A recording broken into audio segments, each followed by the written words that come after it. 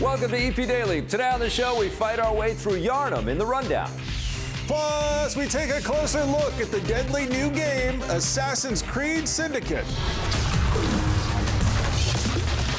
And then we nibble on some plastic blocks with Lego Jurassic World. Also coming up, we get inked with a review of Nintendo's new big game, Splatoon. Take a look back at some classic Lego indie action and much more today on EP Daily. Brought to you by EB Games. I'm your host, Victor Lucas, bringing you the latest in everything cool every single day, and I hope you've been holding on to your blood echoes because it's time to trade them in for the Rundown. If you're anxious to return to the bloody streets of Yarnum, have no fear. Sony Computer Entertainment President Shuhei Yoshida has confirmed that a DLC expansion for Bloodborne is on the way. There's no word on what exactly will be included in the new content, but the previous games by developer From Software had multiple DLC chapters with new enemies, weapons, and locations to explore. Bloodborne was released in March and received rave reviews for its challenging but rewarding gameplay. Don't be surprised if the DLC is even more difficult to master. We'll let you know when more details come in. And another hellish new game has dropped dead. Dying Light and Dead Island developer Techland has canceled their dark fantasy game Hellraid. It was supposed to be released on consoles and the PC later this year, but in an official statement, the studio says the project has been put on hold indefinitely. They say it wasn't meeting their expectations, so they've gone back to the drawing board and are completely reworking it from scratch. We'll let you know if Hellraid rises again. In the meantime, Techland is working on new expansions for their most recent game, Dying Light, and have hinted that sequels are on the way. Look at that. Somebody says Bloodborne, and my pal Scott Jones races to the set to start talking about it. I never smile. You never smile, but Bloodborne makes you smile like a crazy man. And this is a fantastic game. Obviously, it's made a lot of people happy, not just Scott Jones and his beard. But are you excited about more? You want more DLC and more love from these guys? Well, I'm not finished with the main campaign. I'm doing the best I can. I'm putting in a lot of hours right now, people. Yeah. But I'm very excited, of course, for Bloodborne DLC. I feel like this is a world that's huge, even in the main game. And now the idea that this world is going to grow even... I mean, I've been looking at the same levels for months, and I'm still discovering things about this game. So much detail. And it's amazing. From did a great job with this. I can't wait for more DLC. Yeah, and the sales are huge. It's been really well received all over the place, and this is a big hit for Sony. Most of the big sales are from me crowing about it every day. Talking about it everywhere. Oh, I love it. We live in the world of Candy Crush and Match 3 and all this stuff, and we want to go back to the hardcore, and I think that's what Bloodborne represents. Well, it's a big hit, and more is on the way, and what doesn't look like we're going to get more of is Hellraid, a little bit of a departure for Techland, who has done some interesting things. They did the Call of Juarez games, and they've obviously been killing it with Dying Light, which I was a huge fan. I think both of us really enjoyed that game. I really enjoyed that. You know, I'm surprised that this isn't happening and that it's been delayed indefinitely is the language they're using. I'm not terribly heartbroken. Again, I've got a lot of Bloodborne in my life right now, but looked like a very cool game. Maybe that was a catalyst. Maybe they looked at something like Bloodborne and the success that it's having, and here was Bloodborne, and this is maybe where Hellraid was. I mean, we don't know. I mean, I think there are those back to the drawing board kind of moments. Witcher 3 is out now. I wouldn't be surprised we're going to see more from Dying Light, which I think was a big, surprise smash for these guys and Warner Brothers. And I think, I wouldn't be surprised we see Hellraid maybe next year. But right now, we've got to take a look at a game that's coming out this year, Assassin's Creed Syndicate. Assassin's Creed Syndicate is the first big title coming out of Ubisoft Quebec, so that's a lot of pressure to create something new, especially with Assassin's Creed, because we've seen a lot of Assassin's Creed so far as gamers. So what is different about this Assassin's Creed? I like to say that the Assassin's Creed Syndicate is the first modern Assassin's Creed. So in that sense, we explore London of 1868. It's in the Industrial Revolution. It's the first time that we'll see vehicles on the street. We'll use different tools such as the rope launcher to go on top of buildings. There's a lot happening in the 18th century, a lot of bad stuff going down, particularly for the working class. So how is that relating to the assassins that we're playing as? Yeah, so you'll be playing Jacob and Evie, so twins that will get into London of 1868, and their job or their quest as assassin is going to free up London. So they will take boroughs by boroughs and ally their street gang with them to conquer London. It kind of made me feel like I was in Grand Theft Auto when I was watching the gameplay here, because we're jumping not only from borough to borough, but we're getting there by stealing vehicles. So how does that work now? Well, vehicles is one of the great innovations that we have in store for our players in Assassin's Creed Syndicate.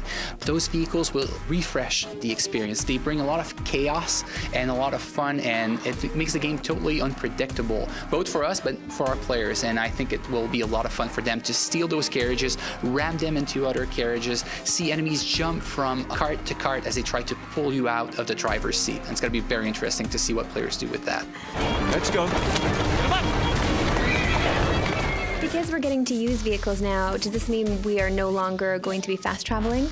Oh, one of the things that we are seeing in our playtest right now is that players experience the game differently. So instead of doing fast travel, which is still there in Assassin's Creed Syndicate, players just hop on a vehicle and let themselves be immersed in the experience. And it's fun to see players do that because they consume the experience in a completely different way, and they seem to have a lot more fun doing it this way. How will the police now affect our gameplay? Is it going to be a little bit like Grand Theft Auto, where we're going to see stars flashing? How do we get away from them? It's very natural. So for the player, if he hijacks a car and there's a police nearby, the police will chase. It's very natural for the player. There's no such as star system or anything like that. The player knows very quickly he needs to escape. And we have our own system of evading enemies. One of the things I enjoy of Assassin's Creed, and just these big open games in general, are the side quests. But this game has side quests that seem to relate to the main quest entirely. Yes, that's one of the other things that we are trying to do to modernize the experience for our players. So every activity that you do in the world will relate to this quest of our protagonist and of the player, which is to conquer London. So the different slums that you need to conquer, the gang wars that you need to win, that's just a glimpse of these that we'll reveal throughout the summer and that the player will be able to engage in to dominate the city.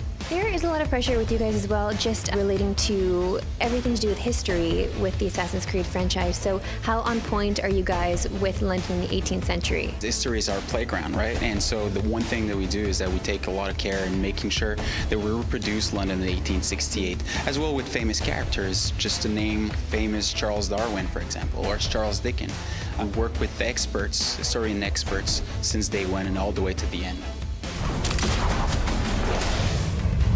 Assassin's Creed Syndicate comes out this fall, and if you want to see part 1 of the interview, you can find that at epn.tv. Now we've got to take a little break, but when we come back, Scott heads into the wilds of Lego Jurassic World. Don't go away. Very nice.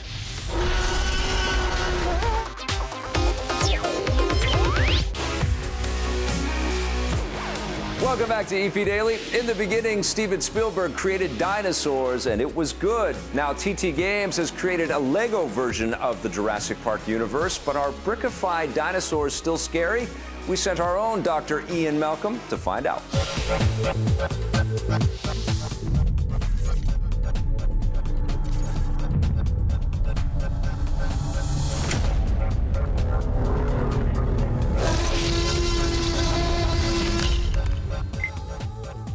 I'm with Mike Taylor. He is head of design at TT Fusion. They're working on the new Jurassic Park game, Jurassic World. This is the Lego version. Mike, tell me, what was the biggest challenge in building this game? Well, we're covering all 4 of the movies, so there's so many iconic, cool moments. It was really a big challenge to get all of those into the game, but I think it's worked out really well. We've got classic moments like the T-Rex enclosure, the T-Rex chase. You get to heal the sick Triceratops and then control it, use its abilities to help you progress through the level. We've got so many cool interactions with dinosaurs. It's fantastic. One of the interesting things that you guys have done here, instead of splitting up all the games based on the movies like you did with Star Wars, you've included all the Jurassic Park movies all in one game. Why did you guys decide to do that? Because we want to appeal to fans of the original movies, so sort of the slightly older gamers, but we also want to cover all the cool action that's in Jurassic World that's coming out this summer. I have 3 kids. I love sitting down playing the Lego games with them, so I can play, enjoy all those Jurassic Park moments, and this summer it's going to go dinosaur crazy, so the kids are going to love playing through Jurassic World and experience Jurassic Park for the first time as well. The game looks fantastic. All your games look fantastic, frankly. But the thing that's kind of surprising for me is that there are still parts of it that are, like the movies, scary. I mean, during the demonstration we saw, there were lots of screams from human beings. There was the T-Rex cry, and all that stuff's a little bit frightening, and you guys captured that in the game. We've tried to take the edge off the really scary stuff. So, for example, when we were first designing the game, we looked at the big scary dinosaurs, thought, what can we do to just make them a little less scary? And we decided to treat them in some cases like large dogs or puppies. So we distract them with things like, on one level, there's a huge Lego rubber duck that we use a catapult to fire across the level when the Spinosaurus runs off to chase it. The T-Rex enclosure, we create a large Lego bone. It's almost like a dog toy that the T-Rex then gets distracted by. The raptors, they're incredibly scary, but we've got lots of characters with the photography ability in there. So we use the flash to distract the raptors, and we can throw up images, pictures, and sometimes selfies, that sort of thing. It just helps, those things help to take the edge off of the scariness.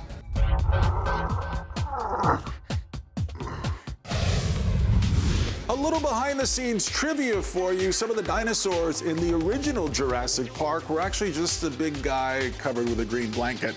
Pew, pew, a little EP time travel now. Here's Jose and Victor with another Lego game that you might recognize. So, Lego Indiana Jones, Lego Star Wars took over the world. Slowly but surely. And it was actually Lego Star Wars 2 was my favorite game, I think, of 2006. That was a couple years ago, right? It was a couple years ago. I loved that game, and I loved that it was on every platform. Loved it. Now it's But Raiders of the Lost Ark is my favorite movie. Of all time ever? It really is. I love that movie. Every time I see it, I think there's just one perfect frame after another. And speaking of which, this is actually one of the last shots in the movie, so. Let's look it up. Go back and check that movie out again. But Lego Indiana Jones, it collects the first 3 films. It doesn't have anything from Kingdom of the Crystal Skull. There's a little kind of tidbit. A little sort of nod, but it doesn't really incorporate the storytelling. That's the worst part of the tidbit. Oh, shut up. I love Kingdom of the Crystal Skull too. It's definitely not as good as the first 3, but it's a very fun movie. But let's talk about this game. So you get Raiders of the Lost Ark, you get some Temple of Doom, and you get a little bit of Last Crusade. Last Crusade as well. Young Indy. A little bit of Young Indiana Jones, all mixed in there. Origin. One of the best parts about this game, obviously, you kind of know what you're in for if you've played the Lego Star Wars games. It's all kind of humorously retold. Especially the complete saga where you could play as Lego Indy.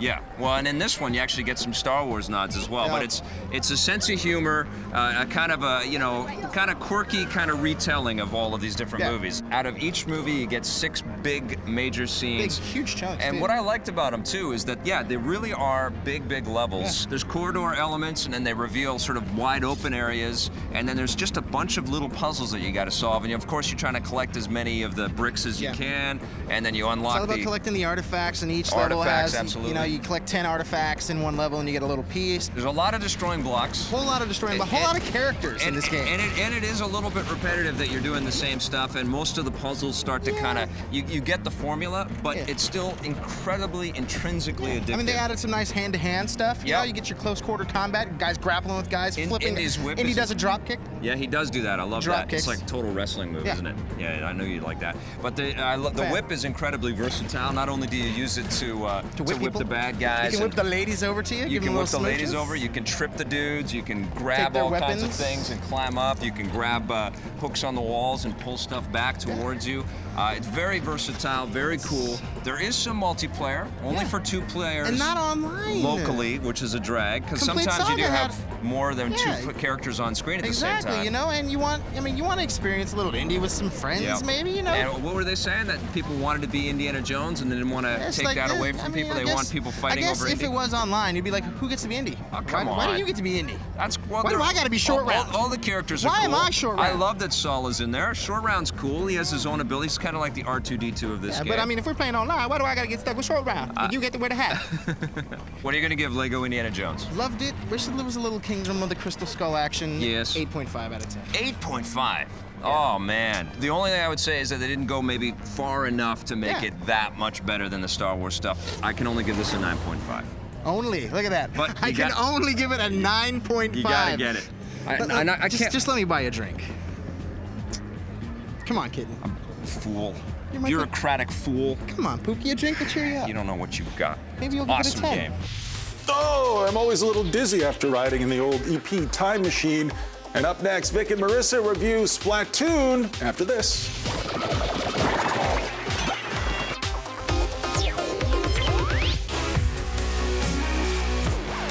Welcome back to EP Daily. One game is on Nintendo's mind these days, and that game is called Splatoon. Now, sure, it's a silly name, but it's a heck of a lot of fun, as Marissa and I discovered in our review. We haven't said the words new IP from Nintendo for a while now with some of our reviews, and well, we've just seen a lot of Mario. So looking at a game called Splatoon looked really interesting when we first saw it at E3. You were not on board with it at all. I was, because I thought it looked really cute. I love this whole idea of just moving around an arena and shooting ink at friends, which doesn't sound very nice, but jumping into this game, it actually is. It took some convincing Yeah. for me, you know, and I got a chance to go down to Nintendo and check this out a couple of months ago, and I had a really good time. It was really fun. But the idea of making a sort of family-friendly shooter when I play so many, you know, Non-family friendly shooters that are AAA entertainment, that have unbelievable production values and are Don't tell me so you're going to fun. do the Plants vs. Zombies Garden Warfare thing to me again. Yeah, Plants vs. Zombies, I felt that, especially with that game last year. But Splatoon, I think, because Nintendo has labored and really worked hard and spent a lot of money and a lot of energy in building just a finely crafted, finely tuned, super fun game that almost, it is a shooter in the general sense of the word, but it stands kind of apart. It's like the most perfect squirt gun video game ever imagined, with some pretty fantastic mechanics in terms of navigating through environments. Yeah. I love the idea of being able to zip down into this little squid-like form and use the paint that you've created all over the place. Yeah, to move around quickly and to hide. It's fantastic. And to also suck back up the ink. Yes. Because you run out of ink when you shoot it. Of course you're going to run out of ink. Why wouldn't you in your little ink pack? So I love that. That one activity creates 3 very necessary ways for you to advance in the game. But there are all kinds of incredible and ingenious, you know, attacks. There's secondary attacks in there, things that you will find. Bazooka paint things will hit you. Ink bombs, love all of that. The big whale sort of scream type thing that just shatters across the screen. There's rail guns with ink.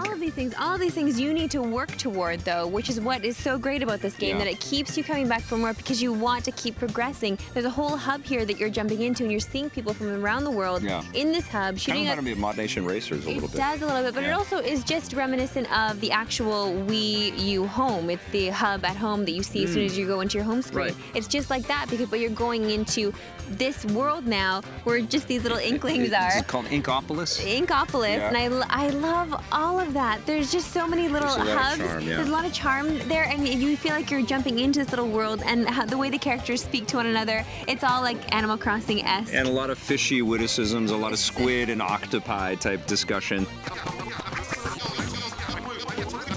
And so multiplayer is super fun. That is definitely the core of the experience, and Nintendo's got a real plan here to kind of keep doling out maps and different modes and things like that. Yep. I think this game has got a long tail. I think it's super fun. We have yet to see, though. We haven't been playing this thing for months. No, and we haven't been playing it while it's been out there with the whole world. And that is absolutely the judge of a title like this, is how much it gets adopted. But I have to say, the single-player game is super cool too. I love the, it's almost like training missions. You have to go through all of these really Ratchet and Clank kind of feeling type levels where you're shooting at different, like one thing, for example, is you shoot sponges and they expand out, and then you can swoop up on them and take leaps, and there's ledges to fall off of and bosses to fight. To go up, And it's beautiful. This is a cool looking game, great mechanics, great style. It's definitely not what I was expecting. I really am addicted to Splatoon. Maybe Victor Lucas likes the cutesy shooters after all. You know what? I like great games, and this is one. I'm giving Splatoon an 8.5 out of 10. Ah, it's a great score. It's an 8.5 for me as well. Oh, that looks very fun, kids. And up next, we answer a Twitter question after this. If you want more EP, go to our website, epn.tv, for bonus content and full episodes. We're also on Facebook and Twitter.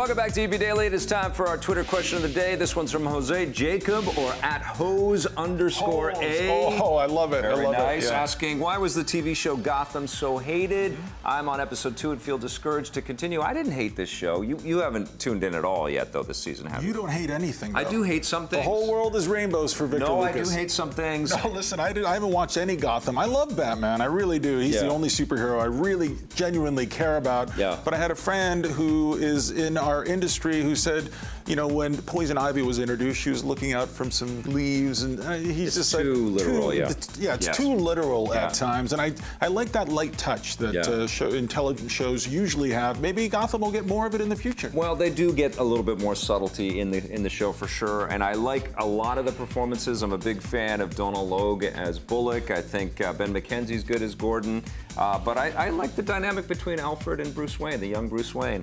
There's some stuff to like, but there's a lot of crap. No Batman, though. Well, that comes later. Okay. But probably not. All right, remember, if you want to get caught up on EP, go to our website, epn.tv. And on a future episode of EP Daily, you can see a preview of the new movie San Andreas starring The Rock. Thanks for watching, everybody. We'll see you tomorrow. EP would like to thank its sponsors, Nintendo, Xbox. EP's mobile coverage is brought to you by Gameloft, makers of Dungeon Hunter 5, which you can play for free on iOS and Android right now. Jovi, I'm coming down. Harrison, you're flying. Marcus, rig me a rope. Hand it over. Take it over. I was up probably till about 3, 4 o'clock in the morning. I read the whole thing, didn't put it down. I was captivated by the script. I mean, I was moved. It grabbed me by the throat, and it didn't let go. Natalie, don't you worry. I'm gonna get you out of here.